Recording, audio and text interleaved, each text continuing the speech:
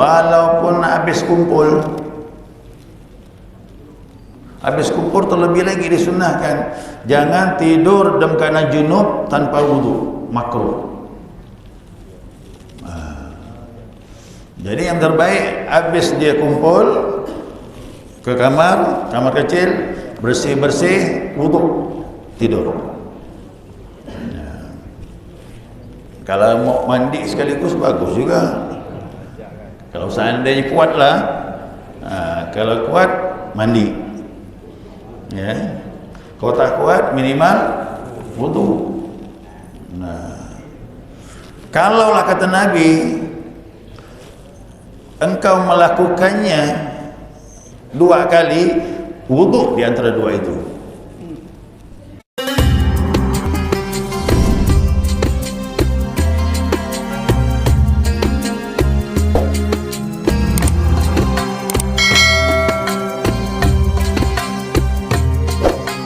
Bismillahirrahmanirrahim.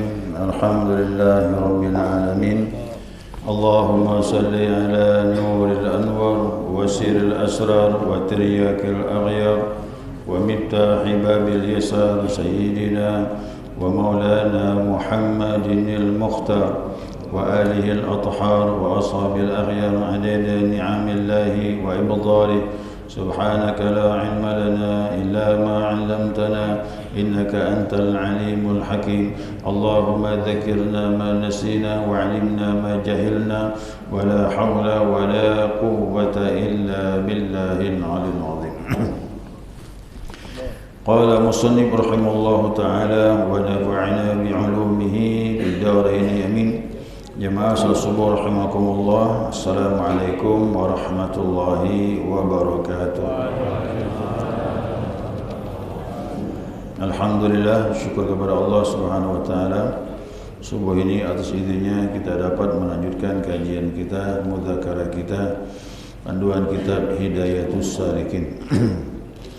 Nah, selanjutnya pesan daripada pengarang kitab ini, maka apabila engkau hendak tidur, maka hampirkan tempat tidurmu itu padahal engkau tidur menghadap kiblat. Nah, ini agak susah nih. Kok tidur di lantai ya nak? Kok di atas kasur? Tergantung kasur menghadap ke mana. Nah, kalau orang yang mengerti, ya mendekati bagus. Ya, mendekati menghadap kiblat itu bagus. Tapi ingat, menghadap kiblat itu posisi tidurnya miring, bukan telentang. Ya, nanti cara tidurnya cara ikut Rasulullah sallallahu alaihi wasallam. Nah, padahal berbaring atas lambung yang kanan, jadi miring. Ini sebelah kanan nih. Ya, begini deh. Nah, ini jadi bantal. Nah, wajah menghadap, gitu deh, miring. Posisinya miring. Nah, jadi kalau ikut arah masjidnya, kepalanya di sini, kakinya di sini, posisinya miring, wajah menghadap kiblat. Macam mayat tu lah, meletakkan mayat tu. Nah, itu tadi. Masukkan mayat dalam peti, terus turun ke liang lahat. Nah, makanya dia kan ada gambarannya seperti itu. Tidur seperti itu ya seperti mayat. Mayat di dalam liang lahat. Nah, itu tergantung tempat tidur. Tempat tidur di sini lah. Nah, tempat tidur je gini dia. Ya, dia miring begini. Kalau tak menghadap kiblat, mendekatilah, ya mendekati. Itu tidur di kasur, tidur lantai sih gampang itu. Tidur lantai itu kayak tubuh kita lah, posisinya mudah untuk mengatur. Jadi berbaring atas lambung yang kanan seperti mayit di dalam kubur. Nah, itu posisinya itu. Kalau siapa yang paham lihat mayat masuk dalam liang lahat atau di Pontianak ini masuk dalam peti dulu, itu lihat tu. Begitulah dia keadaan. Karena tidur itu seperti mati dan bangun itu seperti dibangkitkan daripada kubur. Jadi orang tidur itu ya mati, bangun tidur itu dibangkitkan di dalam kubur. dikeluarkan seolah-olah kita berada nanti di padang mahsyar. Nah, mudah-mudahan engkau mati dalam tidur itu, maka mati dalam berbuat kebajikan. Ternyata tidur posisi seperti itu ada hikmahnya. Ya, ada hikmahnya. Kenapa Nabi tidur seperti itu? Ya tadi, belajar kembali kepada Allah. Ingat dalam kubur, mati aku macam mana. Kalau orang berfikir begitu, itu udah ibadah dah tu. Ibadah dah. Nah, jadi semua perbuatan Nabi itu contoh. Gaya tidur Nabi pun dapat pahala. Ya, sampai seperti itu. Dan sunnah ketika hendak tidur itu mengambil air sembahyang, wudu. Walaupun habis kumpul terlebih lagi disunnahkan. Jangan tidur dalam keadaan junub tanpa wudu, makruh. Jadi yang terbaik habis dia kumpul ke kamar kecil, bersih-bersih, wudu, tidur. Kalau mau mandi sekaligus bagus juga. Kalau seandainya kuatlah, kalau kuat mandi. Ya. Kalau tak kuat minimal wudu. Nah, kalaulah kata Nabi engkau melakukannya 2 kali, wudu di antara 2 itu. Ini pengantin baru biasa nih. Kau itu tua macam kita tak ada lagi dah. Ya, pengantin baru memungkinkan. Nah, itu Nabi yang bilang dia dalam hadis, kalau kau lakukan 2 kali jima, kata Nabi bilang, tetap antara 2 jima itu wudu. Setelah jima yang kedua, wudu lagi mau tidur. Kalau Allah takdirkan anak dari kumpul tersebut, insya Allah jadi anak yang baik. Nah, kemudian saya bilang ini resep dari Nabi ni yang paling bagus. Cuman orang tu malam-malam lupa. Nak wudu tak mau dia. Sejuk dia. Apalah air wudu kan? Ya kan, bukannya mandi, kau mandi gigil. Nah, kalau seandainya tak kumpul, usahakan tidur keadaan wudu. Kerana tidur kita dihitung ibadah kepada Allah Subhanahu wa taala. Dan sunnah engkau surahkan wasiat. Nah, engkau surahkan wasiat, maka engkau taruh di bawah bantal. Surah kata tulis macam surat gitu. Wasiat taruh bawah bantal. Siapa tahu meninggal malam itu. Besok pagi anak baca, ni ayah pesan ni kita. Sebelum meninggal ada surat di bawah bantal. Ternyata besok pagi hidup, simpan lagi. Jangan lihatkan anak, simpan lagi. Sampai begini ya empat orang. Jadi dia tu betul-betul hidup ni tidak ada yang sia-sia. Sampai mau meninggal pun berwasiat yang baik. Jadi kalau saya melihat ni, kalau ada orang sebelum tidur dah disiapkannya wasiat atau berwasiat dengan lisan sebelum meninggal, itu orang mukmin tu. Itu mukmin yang sebenarnya. Kenapa? Ini namanya firasat.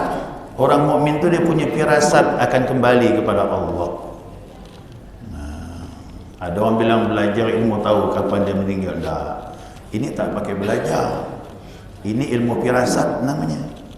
Orang yang yakinnya kepada Allahnya bagus, dia ada tahu, diberi sinyal dari Allah. Aku ni tak lama lagi. Orang bilang tepat betul meninggal, dia tahu disebutnya. Ingat dia jam 2 malam aku tak ada kira kata dia. Nabi tak pernah pesan macam itu. Ya kan, cuma ada tanda-tandanya sakit semakin berat. Betul Nabi tu kan. Bahawa Nabi beritahu mungkin setelah ini, kata Nabi, tak ada lagi wasiat daripada aku. Nah, hari ini aku berwasiat kepada kalian. Banyak wasiat Nabi tu. Apalagi setelah haji wada, banyak wasiat Nabi. Ya. Katanya setelah haji wada itu haji yang terakhir dilakukan oleh Nabi SAW. Nah, ini kalau mau lakukan silakan, buatlah surat, tulis, taruh bawah bantal. Nah, tapi wasiatnya wasiat yang baik lah. Jangan wasiat tu yang tak masuk akal. Kalau aku meninggal nanti tanam aku di Mekah. Udah, ini kan nyusahkan anak namanya ni. Jadi wasiat tu yang wajar-wajar, kira-kira anak tu mampu melakukannya. Kalau tak mampu jangan. Maka wasiat di luar kemampuan tak wajib. Wasiat yang berbau dosa tak wajib. Tak usah dilakukan. Wasiat itu hanya yang baik. Kayak Nabi Yaqub alaihissalam. Nabi Yaqub begitu menjelang ajal kematian, kata Allah bilang, dia berwasiat kepada anaknya, ya bunayya ma ta'budu min ba'di.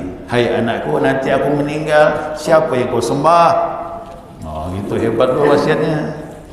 Anak dia jawab, na'budu ilahaka wa abaika Ibrahim wa Ismail wa Ishaq. Aku akan nyembah bapakmu Ibrahim, Tuhan bapakmu, Tuhan Ishaq, Yaqub. Itu bagus, wasiat begitu. Biasa tu orang yang baik tu pesan anaknya, jangan kau lupa salat nak. Sepeninggal ayah nanti, inilah wasiat yang terakhir. Ya, jangan sampai kau tak menyembah Allah. Apapun yang terjadi pada dirimu. Ini orang tua ini kau pesan begini, mantap. Ya. Ya, kalau saya lihat orang berpesan ni macam-macam hal. Tengok anak tak ada kerja, macam mana gak nasib kau nanti kau tak ada aku ni. Ya Allah, takut anak ni. Ya baik. Ya, jadi wasiat-wasiat yang baik, beri semangat untuk ibadah, betulkan iman. Rezeki nanti Allah tuntun. Ya, kemudian lagi dia bilang apa? Dan hendaklah engkau pada waktu hendak tidur itu taubat daripada segala dosa, serta membanyakkan mengucapkan istighfar. Jadi kalau dalam amal Imam Ghazali ini, termasuk Syekh Abdul Samad Palembang ini, kita dianjurkan banyak istighfar. Kalau kita istighfar boleh cukup 3 kali ya. Astaghfirullahaladzim alladzi la ilaha illa huwal hayyul qayyum. Setelah itu iringi sebagaimana tuntunan dalam zikir tarekat kita. Ada tak buku yang pedoman ibadah tu, yang tipis? Situ cuba lihat. Kita tu setelah kita baca doa tidur dan sebagainya, surah-surah tertentu atau istighfar 3 kali cukup. Cuma kita disuruh banyak-banyak baca ya Latif, ya Latif, ya Latif, ya Latif, ya Latif, ya Latif. Pelan-pelan sampai tertidur. Ya Allah. Gitu tuntunan pada Abah Hanum di buku Qul Jumaah seperti itu. Ya, sampai tertidur tu ya Latif tu. Ya. Itu yang jelas. Kalau kita ada panduan dari guru-guru itu yang terbaik. Ya, itu yang terbaik. Ya, istighfar boleh ambil 3 kali. Astagfirullahaladzim alladzi, terus 3 kali iringi ya Latif, ya Latif, ya Latif, ya Latif, ya Latif. Sampai tertidur. Ya, kalau memang nak menengok HP, tengok memang. Buka memang. Dah selesai tutup. Baca doa mau tidur. Baca surah tertentu, baca istighfar, baru tutup ya Latif sampai tertidur. Jangan buka HP lagi. Berarti tidur di antar HP. Ya kan? Gitu kan nonton TV. TV-nya hidup, orang dia tidur. Ya, TV-nya masih hidup. Itu mana tidur dalam keadaan lalai. Yaitu membanyak istighfar dan ingatkan olehmu ketika itu seperti dalam kubur, ya, seorang orang diri tiada sertamu itu melainkan amalmu. Ya, jadi bayangkanlah kita ini, aku dalam kubur nanti ini macam mana menghadap Allah, semua tak ada manfaat kecuali amal yang aku lakukan. Ya, amal yang aku lakukan. Dan jika ada amalmu itu baik, maka engkau dapat nikmat yang tiada terhingga. Dan jika ada amalmu itu jahat, maka dapat siksa yang amat sakit. Ya, jadi ingat-ingatlah, mana banyak ni amal kebajikan ke lalai. Makanya minimal waktu itu kita bacalah sesuai dengan tuntunan tadi itu. Kenapa Allah Subhanahu wa taala berfirman, wa may ya'mal mithqala dzarratin khairan yarah wa may ya'mal mithqala dzarratin syarran yarah. Siapa yang beramal sekecil zarah, di sini disebutnya setimbang semut. Orang dulu tu kan pakai perumpamaan semut lah paling kecil. Ya tak? Kan ada semut yang kecil tu tapi laju lari tu. Kecil sekali harusnya. Seperti itu ada perumpamaan. Tapi darah ini kata ulama unsur benda yang tak bisa dibagi lagi, kecil betul. Itu kadang pakai apa? Mikroskop kok nampak. Itu perumpamaan itu, zarah itu benda kecil yang tak bisa dibagi lagi. Sekecil apapun kebajikan yang kau lakukan, ya, khairiyarah, kau akan melihatnya balasan dari Allah. Wa may ya'mal mithqala dzarratin syarriyarah, yang jelek pun sekecil apapun kau akan lihat juga balasan dari Allah Subhanahu wa taala. Yakni didapatkan dalam kubur dan di dalam akhirat. Itu amal kebajikan. Kubur dapat merasakan, akhirat juga akan kita lihat, ya, dari sisi Allah Subhanahu wa taala. Dan sunnah hendaklah engkau sediakan pada ketika hendak tidur itu sugi. Ya, sugi itu sikat gigi. Ini orang makan pinang, nyirih. Itu pinang tu diracik kulitnya tu. Itu jadikan sugi, dalam bahasa Melayu tu sugi. Sekarang kita sikat gigi lah. Jadi orang dulu tu memang betul. Kalau di Makkah sana ada kayu namanya siwak. Di Pontianak mana ada kayu siwak zaman itu? Kulit pinang tu lah jadikan sugi. Sugi itulah sikat gigi. Luar biasa Islam ni, ya. Luar biasa. Mau tidur sikat gigi, bangun tidur, memang luar biasa Islam ni. Dia Islam membersihkan, zahir dibersihkan. Mana tadi itu? Ya, hendaklah tidur itu gunakan sugi dan cerik tempat air sembahyang. Cerik, teko tu lah. Dulu di zaman sahabat, zaman tabi'in, dia pakai teko. Teko tu ada alas, jadi dia bisa berwuduk dalam rumah. Di ruang tamu dia berwuduk, disiapkan tu. Tekonya tu di bawah ada alas, wuduk dia. Nanti air tumpah ke bawah. Macam kita sekarang ada teko yang untuk makan tu kan. Cuma dia kecil, ni besar lebar. Jadi orang dulu tu berwuduk, tidaklah macam kita ni bersimbahan. Dia berwuduk baju pun basah. Ada wuduk tu, tumpahkan teko ni. Ni yang segini ni dipakai. Ni kan tempat dia tu. Itu dia. Ya, makanya wuduk orang dulu sikit ikut Nabi, iaitu satu mot. Satu mot tu yang aqua 600 liter tu. Aqua kecil tu 600 liter tu. 600 mililiter tu. Itulah ada wuduk Nabi Muhammad SAW. Wuduk kita setengah ember. Ya, kena penyakit was-was satu ember. Ada kena penyakit was-was satu ember, habis saya. Itu mubazir. Mana tadi? Dan sunnah engkau niatkan pada ketika hendak tidur itu atas bangun, ya, pada tengah malam karena berbuat sembahyang tahajud. Jadi mau tidur tu niatkan lagi. Sebelum baca doa tidur niatkan, ya Allah, aku nak bangun. Bangun. Ya Allah, aku nak bangun jam sekian. Bangun. Siapa yang tak biasa begini, amalkan surah Kahfi terakhir tu. Surah Kahfi itu manjur untuk bangun malam. Innal ladzina amanu wa 'amilus solihati kana lahum jannatul firdaus sampai ahada terakhir tu. Wa man kana rabbika amal salihan wa la yusyrik bi ibadati rabbih ahada. Itu manjur. Saya sudah amalkan itu. Manjur kita bangun. Mau jam berapa bangun? Jam 2 bangun. Setengah 2 bangun. Mau bangun jam 3 bangun.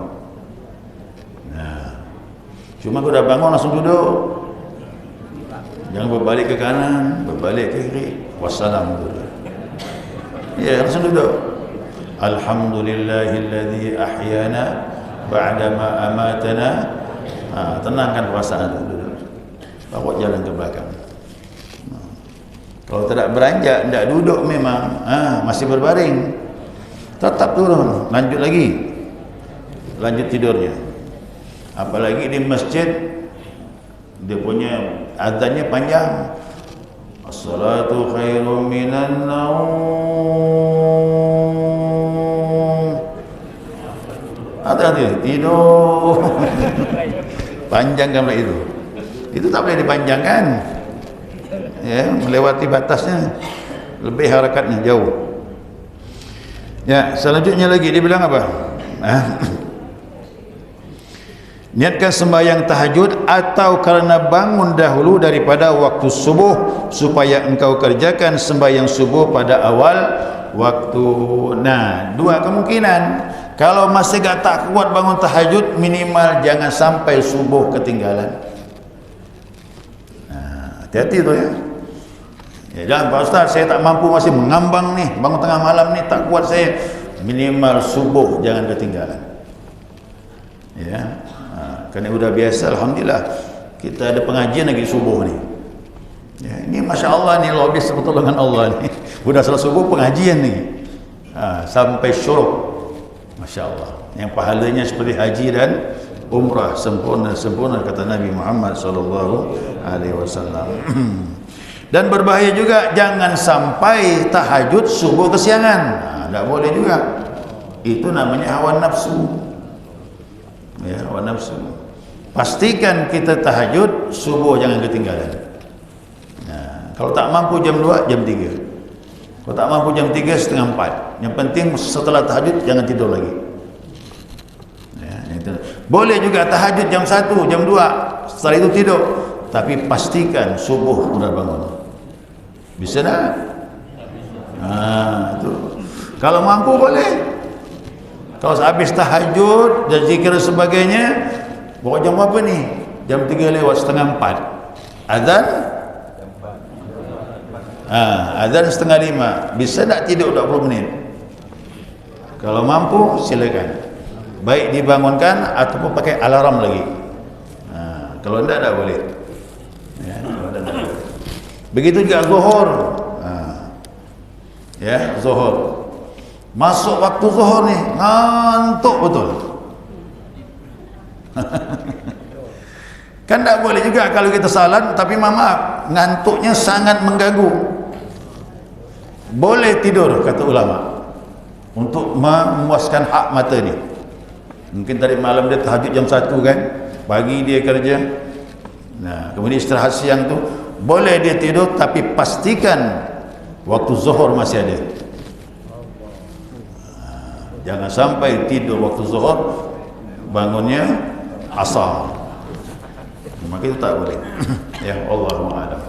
Ini semuanya disusun Imam Ghazali dalam kitab Bidayatul Hidayah, diambil oleh Syekh Abdul Samad Al-Falimbani, dijadikan dalam kitab Hidayatus Salikin, petunjuk orang yang berjalan untuk mendekatkan diri kepada Allah. Salik itu kan salik, orang berjalan. Ini panduan kitab ini. Dari bangun tidur sampai balik tidur lagi, semuanya ada ibadah-ibadah yang dituntut. Ya, Masya Allah, semuanya tersusun. Kenapa? Begitulah cara hidup Nabi Muhammad SAW. Dapat kita kerjakan semuanya, alhamdulillah. Kalau tak dapat semuanya, sebagian, separuh. Ya, jangan tidak sama sekali. Ya, cuma kalau saya ajak jamaah kita dah umur berapa, ya kan? Rambut dah pada putih. Dah lah, banyak-banyak beramal lah.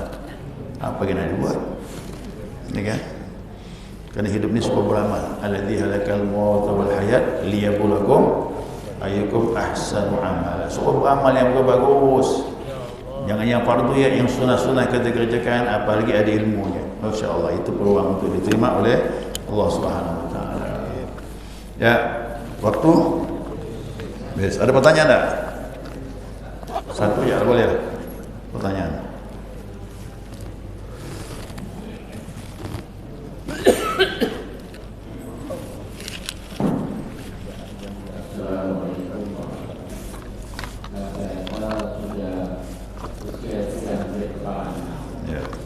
Ini tinggal kita jalankan.